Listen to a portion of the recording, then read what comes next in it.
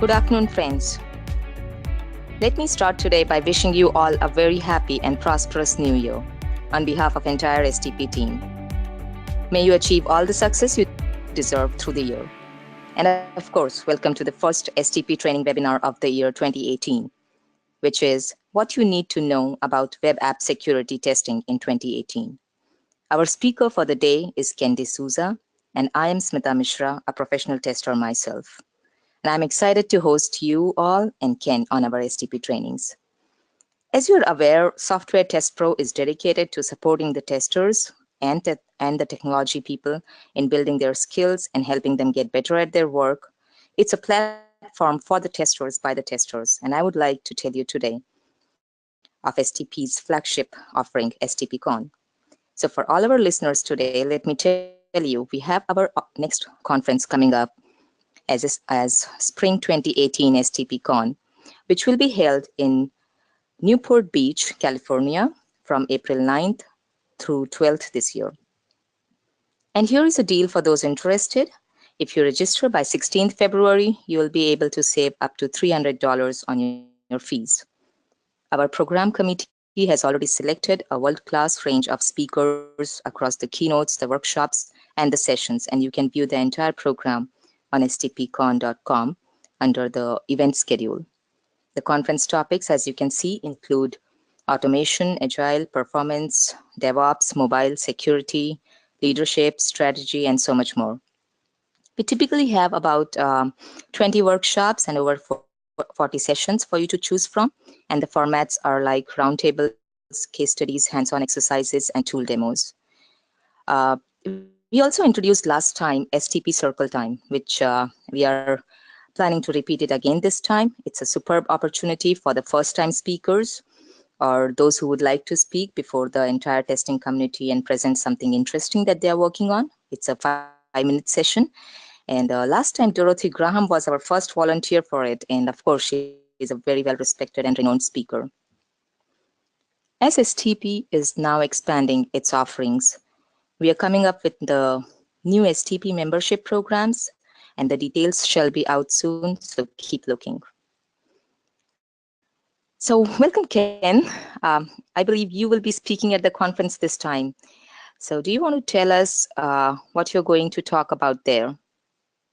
Very similar to the topic I'm doing today. It's on web application security testing. And I'm going to be a little bit more details on the demos and a little bit more in depth on how to practice it as well. At the conference, I'll be doing that. Oh, great. That sounds exciting. I'll be looking forward to your class. And did you get a chance to look at the schedule? Any specific ones that you are looking forward to? Yes. I looked at some of the DevOps side of the world, like the definition done for DevOps or DevSecOps. So there's a couple of them out there that look really interesting. So more on the infrastructure side. Very well. I actually like your choices. DevOps is really a very, very hot topic, and we do have a lot of sessions on that. It's good. Yeah. Another quick piece of information that I have for you testers is that there's an upcoming webinar, 7 ways to upskill and transform yourself into security tester by Santosh Tuppad on 24th January. Santosh is a renowned tester, security tester, so I'm sure you will like it. Seems we really have got you covered on security this year. We typically have about 2 webinars a month, like 2nd and 4th Wednesdays. And this month seems to be totally dedicated to security. Okay. If you are on Twitter, please share the conference information and about this webinar with your followers and connections. You can also add STP's Twitter handle to your tweets, which is @SoftwareTestPro.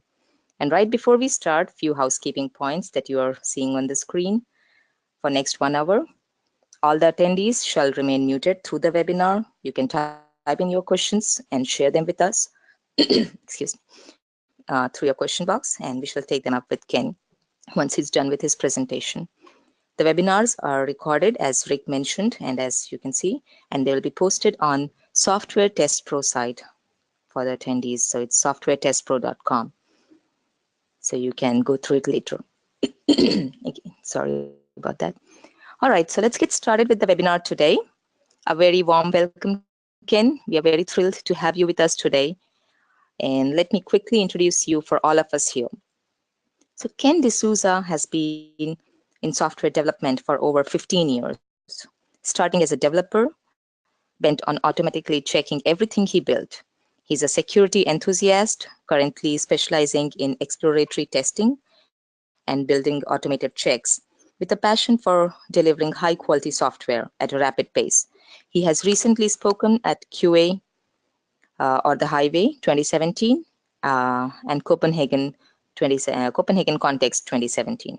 So, all right, Ken, very warm welcome again, and the floor is all yours now. Excellent. Thank you for the introduction. I'm very excited to be here. Let's start it off. So this title of this presentation was at one point called the bare minimum you needed to know about web application security testing in 2017, 2018. So I still think it is the bare minimum. This is a very large topic to cover in 45 minutes. So let's get started. This is a Nissan Leaf. It's an electric car, not a hybrid, so it only has an electric engine in it. Interesting thing about it is when you buy it, you get an app that you get on your phone. The app looks like this. The application shows you things like your mileage, how far you've been, the state of the charge. You can turn on and off the air conditioning remotely. Pretty cool. Like, it's useful in the sense that you can tell if you need to charge up, if you need to cool down your car remotely, if you wanted to do that. So there's some security researchers who decided to put some of the tools that I'm going to show you today against this particular application. And when they ran the tools, they found that there was a get response from the, this is your typical HTTP response, or sorry, a get header that is used to get information. So the security researcher made the request to the system, and it showed, when he made the request, it showed him the status of his current car. The request itself had no authentication. There was no username or password. So he was like, huh, I wonder now, based on this information, could I find out other people's car information? But before that, it showed things like the response that he got back from making the request was, is the system started? Is it charging? What kind of charge state is it in? How far has it gone? Where has it been? How's it been turned on? He was able to get a lot of information just on a simple request. So he decided then to try sequentially changing the VIN number. So the three or the 5 X's there, he started incrementing that. He stopped after about 10 because he realized that VIN numbers are now incremental. And so he was able to look at and retrieve information about other people's cars without the use of the app. So there's zero authentication. So I'm in Canada right now. In Canada, it took them a number of months after they released this information to turn off the app. So this information was out in the wild, and potentially you could burn out someone's battery, or if you were malicious, or turn on the air conditioning, and I don't know. There's potential harm there. I have another, so I start my presentation with a couple stories. So that was the first story. The second story relates to two common vulnerability exploits. These are bug reports, effectively, showing you information about different problems that have happened on the internet. So CVE 2017-5638, March 2017, and then CVE 2017-9805. These happened in March and in September. Normally, I would ask the audience, why are these familiar? Since there's no response, I'll tell you the answer. It was the Equifax hack. Effectively, those two CVEs were out, one in March and then one in September. Because the third-party software was not patched, a lot of information from Equifax about social security numbers in America were hacked and retrieved, and yeah, it's unfortunate that personal information is out on the web. So the interesting thing about CVEs is that a lot of people will take that information and build prototypes to see if they could exploit that. And so a couple days after this exploit was shown, someone created a Python script to run against any system. So anyone out there that's running this exploitable jar file, effectively, the struts, Apache struts, could be susceptible through this simple little Python script. It's really small and it gets a lot of information out really quickly. Just because of the third story, I like Equifax. Equifax Argentinian portal was secured with admin and min. So when they set up their system, they didn't change the default username and password, which meant that someone was able to pull up a lot of information about a lot of people in Argentina. So again, simple things about being able to change your system and making it a little more secure.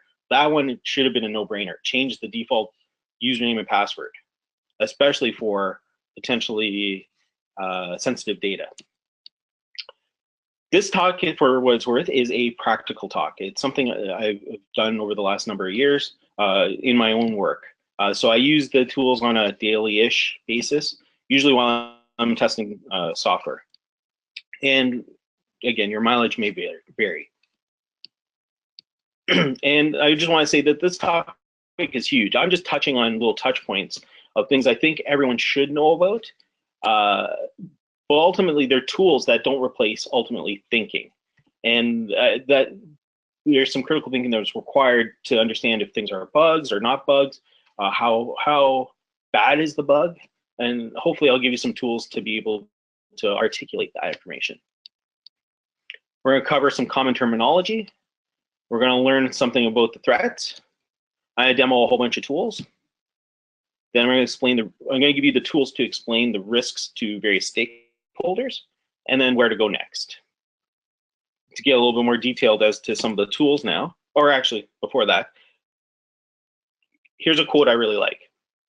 Security, just like disaster recovery, is a lifestyle, not a checklist. I want to say that because ultimately this is not a black and white problem. For instance, you don't just do a security audit and say, yep, I'm done. That's never the intent. Security should be part of your organization's DNA. If it's not part of your organization's, it should be part of your DNA. I've been really pushing myself personally to make sure that what I'm doing is going to be secure. I'm not just putting things in plain text. I'm not committing it to a Git repo, like things like that. Those are the pieces where it's like, yeah, let's be smart about it. Let's think about how to solve the problem. Security in general is not a black and white problem either. It's not the Equifax hack, for instance, the Apache struts problem. That was a third-party jar. Was it IT's problem to upgrade it? Was it the developer's problem? Was it management's problem? Was it like, it was ultimately the organization's problem, but there was no processes in place necessarily to make the fix happen. Or maybe there was, and someone chose not to do it. I don't know. Again, not a black and white problem. So some of the tools I'm going to discuss, one of them is a mnemonic called STRIDE, and it's used for identification. DREAD is another mnemonic, and that's used for classification of security-related bugs. I talk about the OWASP top 10, which is effectively attack vectors, how to attack the system. OWASP stands for the Open Web Application Security Project. One of the tools that OWASP uses is called OWASP ZAP. It's for Web Application Vulnerability Analysis. Another tool that they have is called Dependency Check, and that's used for third-party vulnerability analysis. We're going to look at a little bit of network analysis as well, network analysis tools using Nmap, Wireshark, and tcpdump. They're 3 different tools. And ultimately, we're going to put this all together as part of Microsoft threat modeling tool. Putting it all together, meaning how do you communicate it to stakeholders? How do you take all this information you've got from networks and attack vectors, et cetera, and put it into something that is ingestible by someone who can read it and go, oh, these are problems we need to deal with. So application security risks. I'm going to refer to this diagram a couple times, but this is a diagram of what it means to have an attack happen. So for instance, there's threat agents. So these could be people hammering away at their computer, trying to poke their way in, doing timing attacks, for instance, or some sort of attack. Could be a bot. There's the attack vectors. So are they using one of the top 10 attack vectors, like maybe an XSS, maybe an injection attack? security weaknesses. Usually an attack vector is designed to exploit a weakness within your system, which ultimately will lead to controls being compromised, which then will lead to a technical impact. So they may have got some information out, like the Equifax. They didn't secure their system, let's say. They didn't put admin, they didn't change that. That technical impact was that they were able to get all the data of customers, which has business impacts. In Equifax's case, I'm not entirely certain I understand them because their stock went up. So I don't understand why they're still doing as well as they're doing. But at the same time, there is business impact. The reputation was definitely sullied in this, for instance. So STRIDE stands for spoofing, tampering, repudiation, information disclosure, denial of service, and elevation of privilege. So spoofing is being someone who you're not. So the security control around that is authentication. I am Spartacus, for instance. An example is I'm not actually Spartacus, I'm Ken. Tampering, taking information and making it look different. So in the security control for that is integrity, making sure that, it looks like Johnny got an A. Actually, Johnny got a B, but someone exploited that. That's an identification. Another identification is repudiation. Do you know that Johnny didn't get a B? Non-repudiation is the security control. Information disclosure.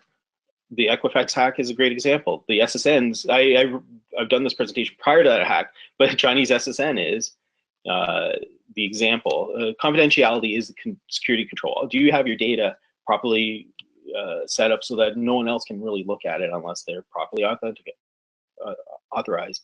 And are you putting the right information out there when you do make the requests? Denial of service. So that is effectively your system is not available to anyone because of, let's say, a ping attack, a SYN flood. Security control is availability. Please try again later is the example. Elevation of privilege is another type. Authorization is the security control. So making sure that they're the right person. So in the example here is it's, someone could sudo remove Johnny's home directory, delete everything, which is potentially bad. That was STRIDE. This is DREAD for classification. One was for identification. This is for classification, which means DREAD stands for damage, reproducibility, exploitability, affected users, and discoverability. So you'd use this as a rating scale. You'll see this on various CVEs. You'll see this DREAD mnemonic in different forms.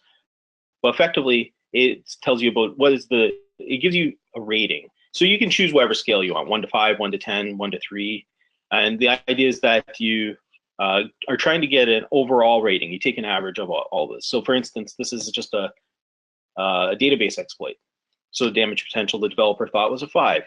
Reproducibility is a 10. Exploitability was a 2. Affected users a 1, right? So they didn't think it didn't affect many users, but the discoverability was really hard.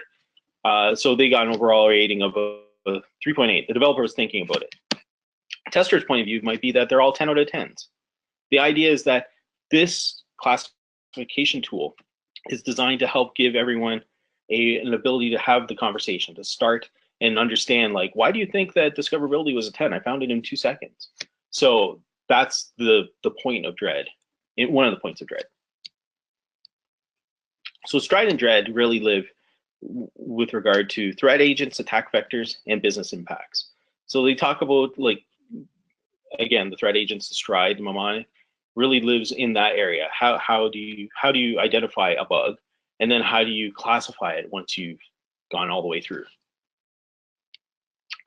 We're going to talk about now the OWASP top 10. This is the top 10 problems that are found on the internet, exploits potentially. And they live directly in here in the attack vectors. Again, Open Web Application Security Project, top 10. They recently released a 2017 version. The last one was released in 2013. And they actually had 2 revisions last year. It wasn't just a one and done, did it. They released one, I believe, in July, release candidate 1, and then ended up releasing a final release in November, late November, early December. So this is really new. Some of the components I'm going to talk about. Very, very much up to date and apropos to the topic today. Injection is still the #1. It was #1 in 2013 and still is today.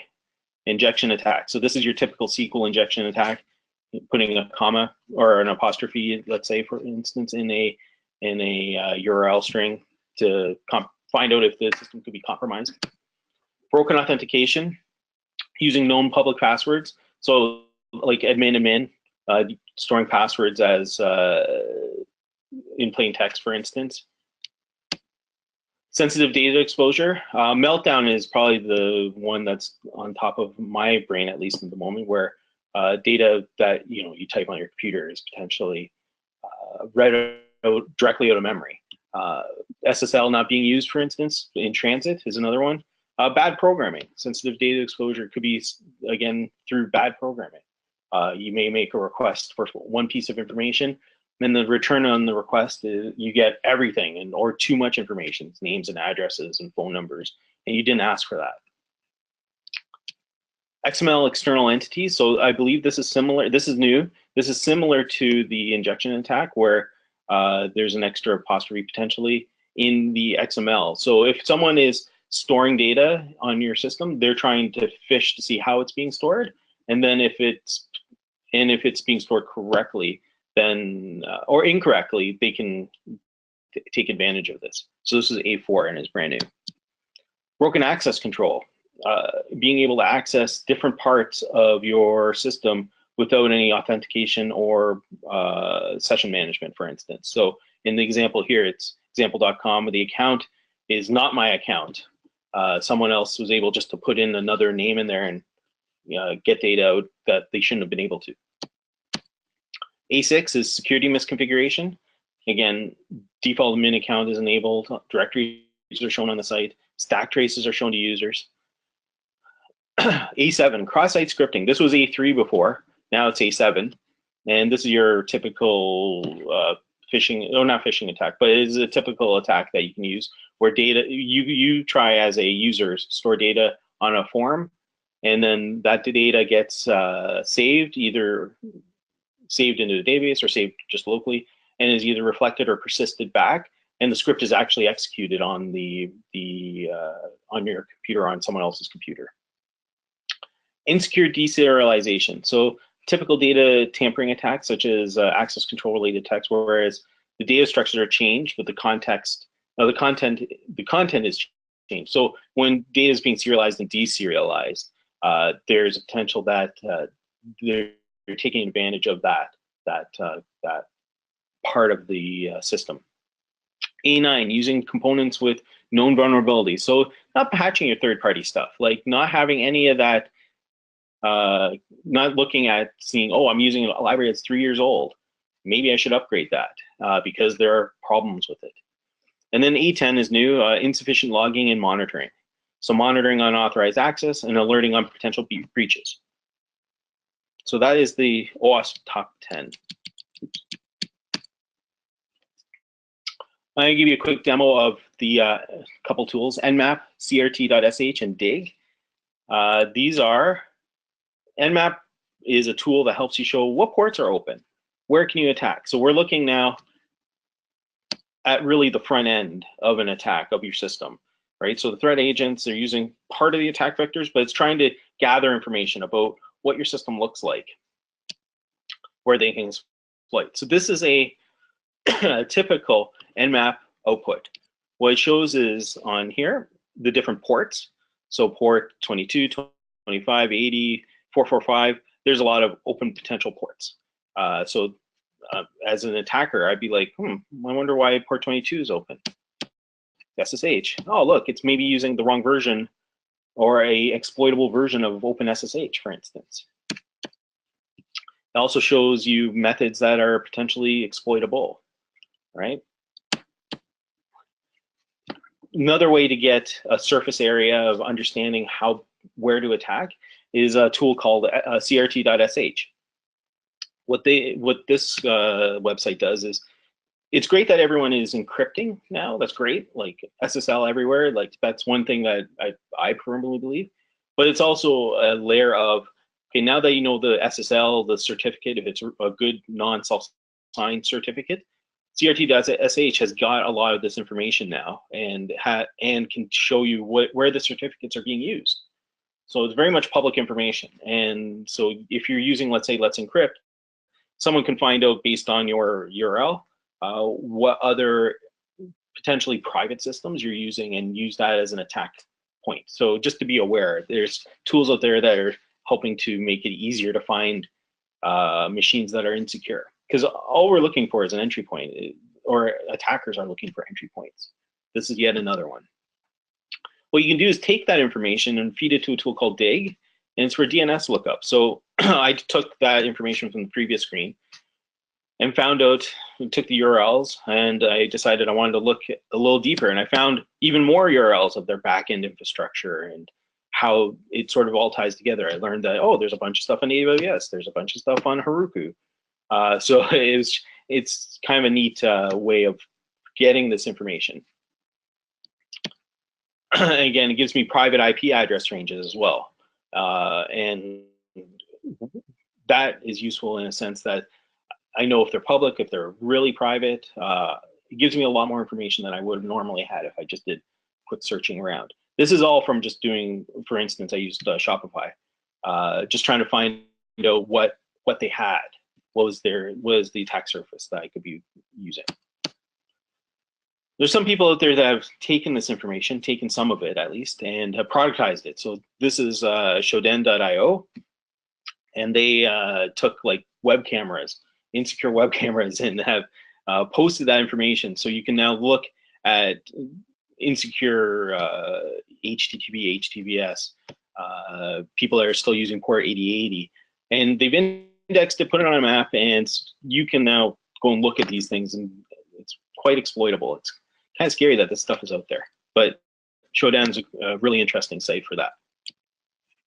Another couple tools I'm going to show you are Wireshark and tcpdump. This is for network analysis. So what is Wireshark? Network packet and protocol analysis tool. Allows users to capture network traffic from any interface like Ethernet, Wi-Fi, Bluetooth, USB, etc. And why use Wireshark? It's a great tool to actually debug your environment, and it helps examine potential problems with potential security problems. We're going to use a tool called Tick and Magpie, created by Dan Billings in 2016. It's a really good exploitable application. And this application is a Docker. I run it as a Docker container. You don't have to. But if you fire it up, you can run it locally, and you can try and hack away at it. There's lots of things you can do to exploit it. This container has lots of vulnerabilities, and it's really designed for learning about web security.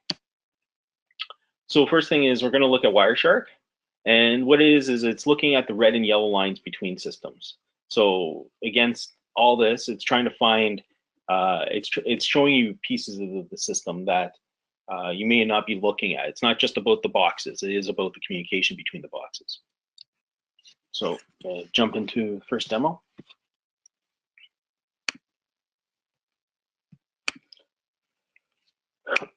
So I'm firing up Wireshark here. And just to give you a quick demo, it's looking at my Wi-Fi interface. I'm choosing to pick the interface that is related to the Docker container. So this is all the network traffic that's going to be seen. So I'm going to run nmap against that. And you can see it captured a bunch of data related to the nmap requests. I don't care as much about that at the moment. I only care about it because I want to show you that here's some data that gets propagated. So like, for instance, I found port 8080. It's great. You can see that it outputted a bunch of information. I'm going to now run some automation against this, just a few little tests against the application, so I can figure out what else I can see through the network traffic. So it fires up, it runs, it creates a new account. It'll log in with that new account. and then create an address. So it's going pretty fast here, but the concept here is that it's running a little bit of it's running some functional tests, doing some verification, but at the same time, I'm capturing a bunch of data. So now when I go to the packet capture, I can see that there's traffic coming in and out, TCP traffic. If you're using SSL, you can actually use your own cert if you have access to the cert to be able to decrypt this traffic. What I'm going to do is I'm going to pick, let's say, the post function. I'll show you a little bit about the methods and calls. It gives you some information right in the tool. It already decrypts it, or it doesn't decrypt it, but it puts the information in human readable format. I'll follow the conversation now.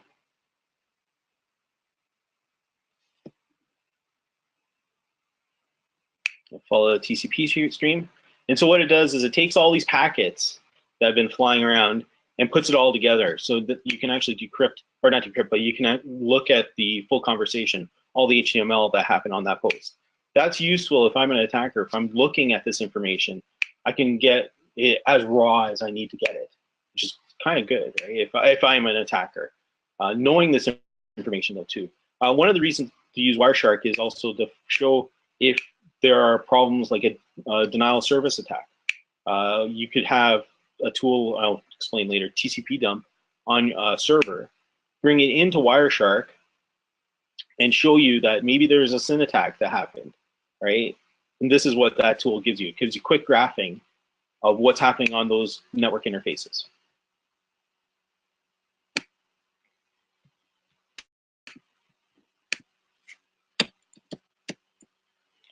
So tcpdump does exactly the same thing as Wireshark, except it's used on servers. There's no GUI.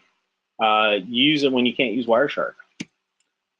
Again, great for servers. This is your typical command that you would run to get information, let's say on port 80.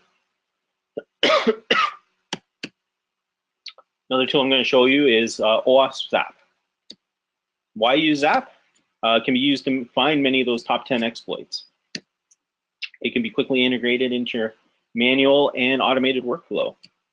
And it can be used in active and passive mode, which is part of the demo I'm going to show you. Give you some concepts of what OWASP Zap really is. It's looking and giving you details about what weaknesses, what controls, what technical impacts are. Where does Zap live? So this is your typical you in the browser and let's say Google. So your browser is hitting Google, the target application. Sometimes there's a proxy or firewall in between you and the target application. OWASP Zap kind of lives in between you and the application, between the browser and the application. It's proxying all the data that you're using and pushing it through there. So another demo.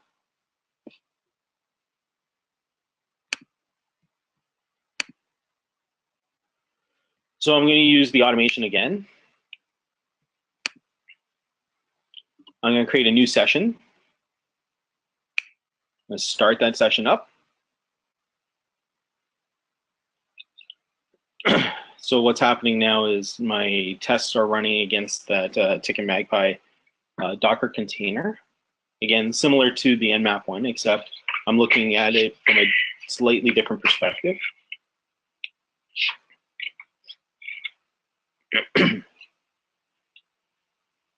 So what's happening in the background here is that it's filling in some username and passwords. It's doing similar activity as it did before in the previous example.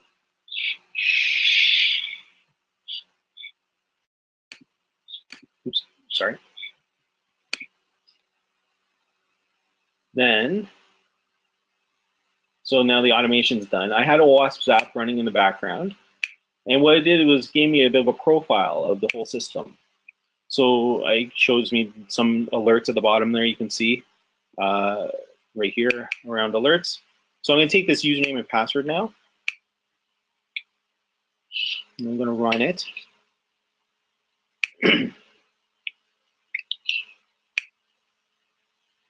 Log in. And I'm going to now do an active attack against a particular part of the system. I'm going to run. I just have to set it up. So I'm setting up the context here.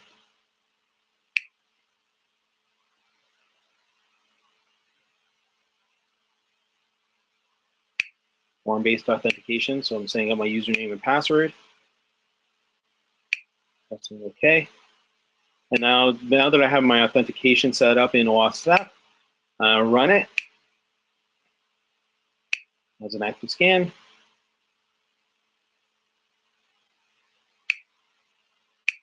And so now I'm running the tool against tcpdump, and you'll see the alerts now showing up. It's doing hundreds and hundreds of requests, different tests. So now I found cross-site scripting reflected. And you can see it actually gives you information about how bad the attack was. And I found a persistent one as well. So this is against a comment page, a single page on the application. So I found actually 3 I really care about: buffer overflow, cross-site scripting, both persistent and reflected. Shows you the HTML, gives you a bit of the evidence. And now that the active scan is complete, you can see that it's given us a lot of information. I didn't do much more than the automation on this. You can also see here that there's a stack trace that happened as well. So I actually got a little bit more information, including database schema information out of this system. This is just using WASP kind of out of the box, a little bit of automation. Again, you could have done this manually as well.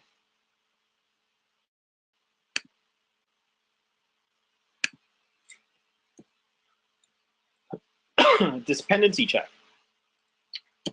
What is it? It's a piece of software from OWASP, again, open source software, to check your application for third-party software. And it sees if there's any known vulnerabilities and gives you suggestions on how to fix them. So I ran against tcpdump. I grabbed the source and ran it against it, and it showed a bunch of vulnerabilities. For instance, it showed in the 2017 5929 published vulnerability. It's pretty high. This logback this is a serialization problem, and it's been around for a little while. And if this was publicly available, let's say it was on a website, that could be a problem. That could be exploitable. Someone would exploit this potentially. And I always say potentially because, like, I don't know what vectors of attack, but they're definitely using these tools too, potential attackers as well. So, and relatively straightforward. I click the link, it shows me the exploit. I Google a little bit more, and I can find a potential proof of concept on GitHub, some Python script that runs against that. We're going to cover very briefly threat modeling. Threat modeling, what is it? It's a way to analyze and communicate security-related problems. And for what it's worth, this is a much larger topic than what we have time for. But my hope is I'll give you the basics. And why do you do this? It's helped to explain it to management, help to explain customers, help to explain developers, architects. Again, with all the other tools I showed you, it gives you a baseline. You've got information about your network, how your third-party applications work, or jars, or whatever it is, different exploits, different technologies that are used. Now you have the tools to build a model and be able to articulate that model. And this is part of the lifestyle aspect of security, is that I personally keep a little diagram of this as I'm going along, and then I translate that into the threat modeling tool pretty quickly. Again, threat modeling encompasses the entire attack, the agents, the vectors, all the way to the business impact. So what is threat modeling? The first step is to enumerate. There's 2 steps. Enumerate. What you want to do is enumerate things like product functionality, technologies used, processes, listening ports, processes to port mappings, users that the processes are running on, any third-party application installations.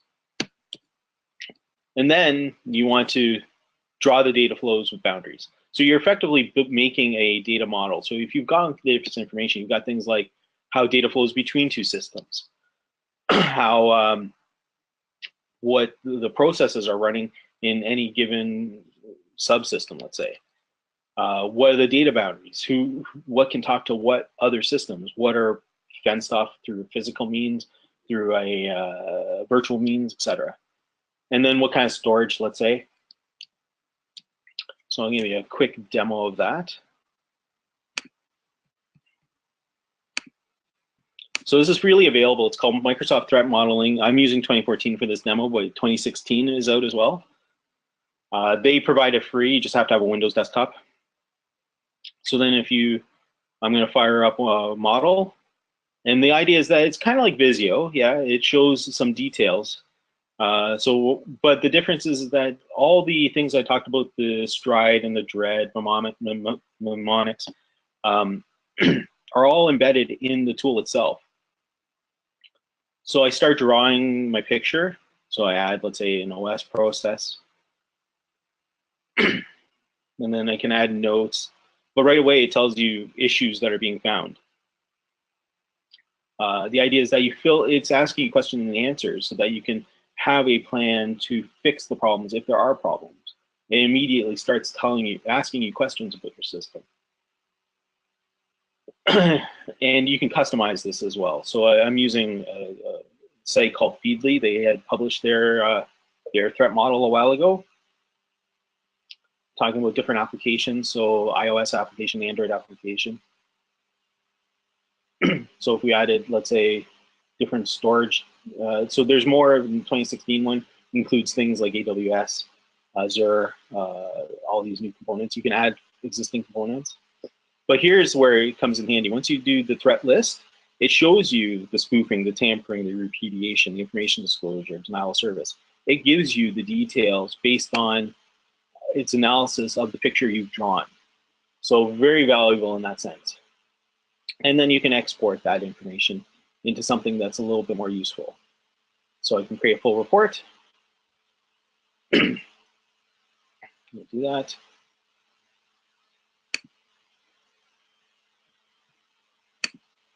And it shows you a summary report.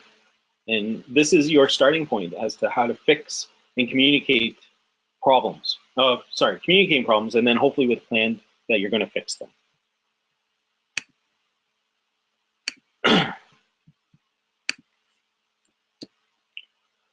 I believe threat modeling really, I've seen this software development lifecycle, and one of them was like threat modeling really begins at requirements and design. True, but I think it can be injected at any point. It's never too late.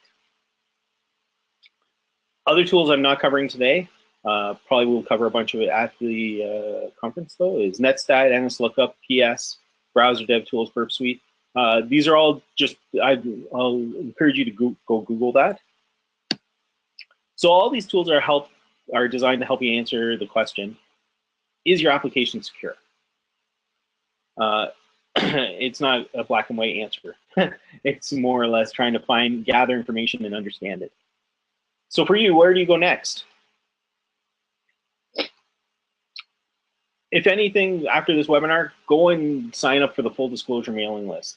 If you want a Noble Meltdown, Inspector, and some of these other exploits right away, this is where companies tend to put this information. So Google's great at doing it, Apple's great at doing it. As they get patches out and that sort of thing, first place you find out about it is sometimes on this list. There's blogs out there, Krebs on security, Schneier on security. Troy Hunt, he's the one that him and another researcher found the Nissan Leaf electric car exploit. Another one is Reddit. Reddit's got a NetSec subreddit, which is excellent. Seems to be quite up to date as to what's going on. Discussions are pretty decent too. Threat modeling, another book, Threat Modeling, Designing for Security. And then Red Team, How to Succeed by Thinking Like the Enemy. These are all really good books. Another book here is Testing Guide 4.0 from OWASP. I'll show you what that is. This guide shows you, so if I show you the front page, just show you the release. But if I look at it in detail, it gives you a step-by-step guide on how to perform these exploits. So like testing techniques. Testing techniques. It gives you examples. It's quite detailed, in fact. So again, one of those things you can just download today and take a look at. Different ways to attack based on specific exploit as well. So it will cite CVEs and say, these are the things that you can do to try against your system or against other systems. So I find this an excellent way of finding test inspiration. when I'm doing security testing. Well, I'm doing testing in general. I don't exclusively do that. And if you're good at something, never do it for free. Bug bounty programs are a great way of exercising your mental muscle against systems that they want you to try and find exploits. And if you're good at it, you'll make money. Yeah. And other ways to practice is this Docker container, the Ticket Magpie, Dan Billings. Great piece of software. I really appreciated it from a teaching perspective. Another way to practice, Google has got a thing called XSS Games, xss-game.appspot.com. And I believe it's 6 little puzzles, but they get increasingly difficult. So the first one's easy, so on and so forth. And it's all in your browser. So you can go there right now and play with it, spend 5 minutes, look at it. You'll have to spend longer to get through the missions though.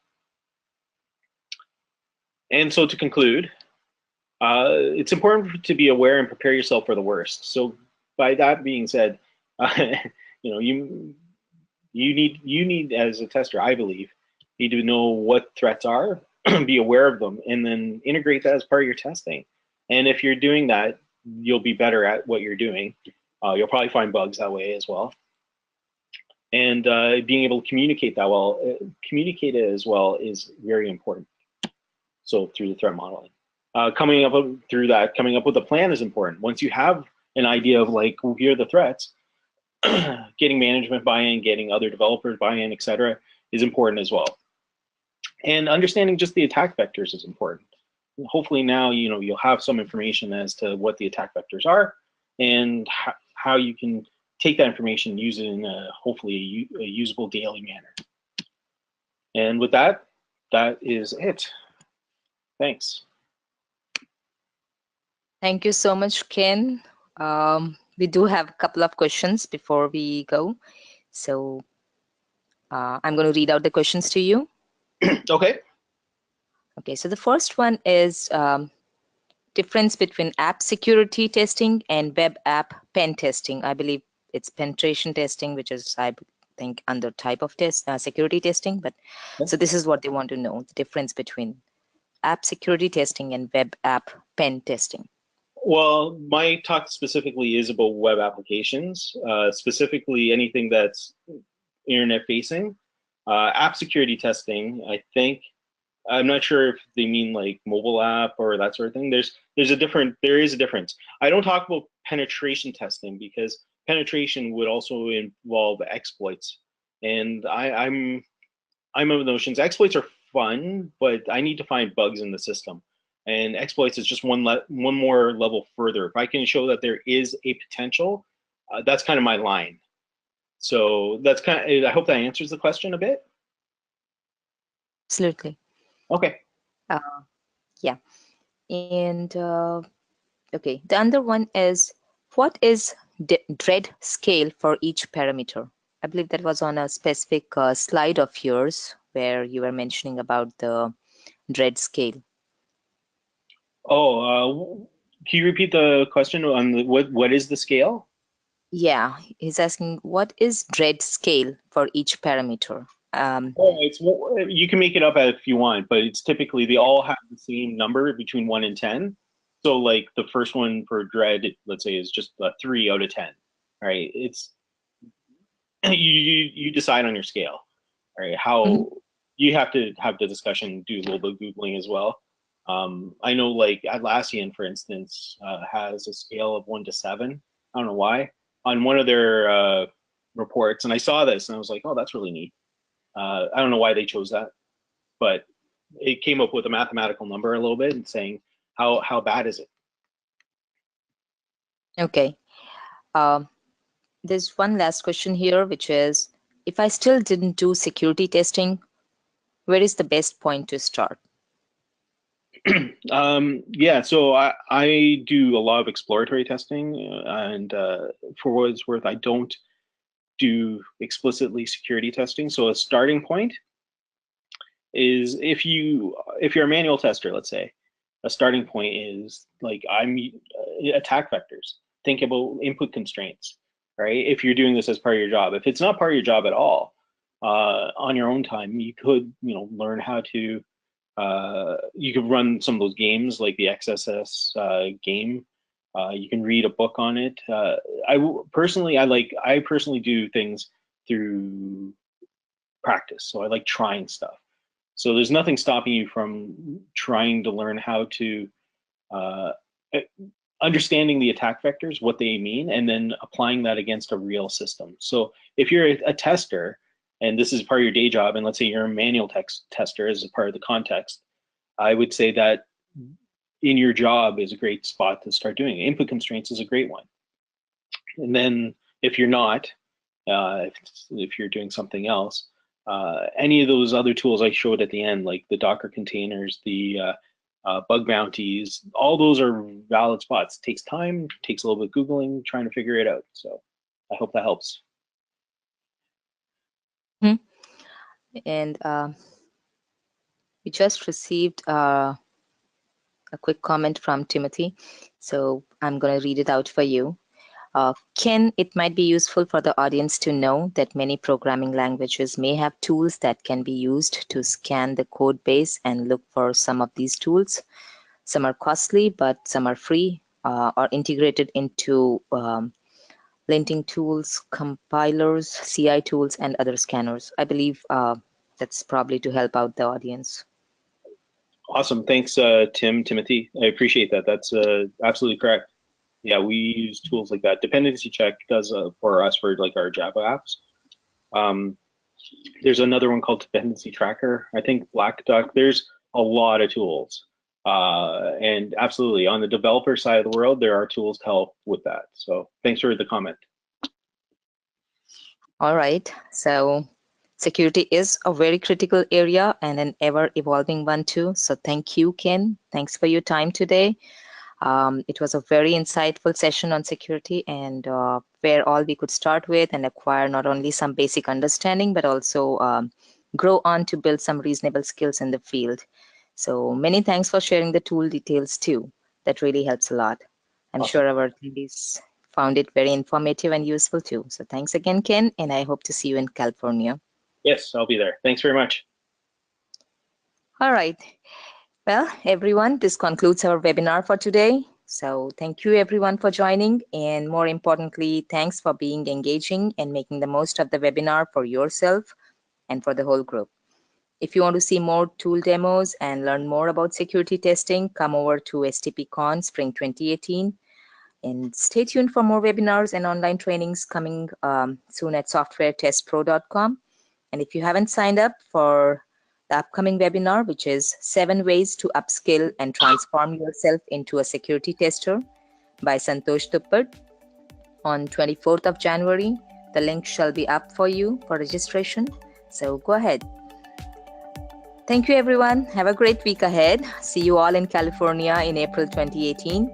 And have a great year ahead, all of you. Happy learning.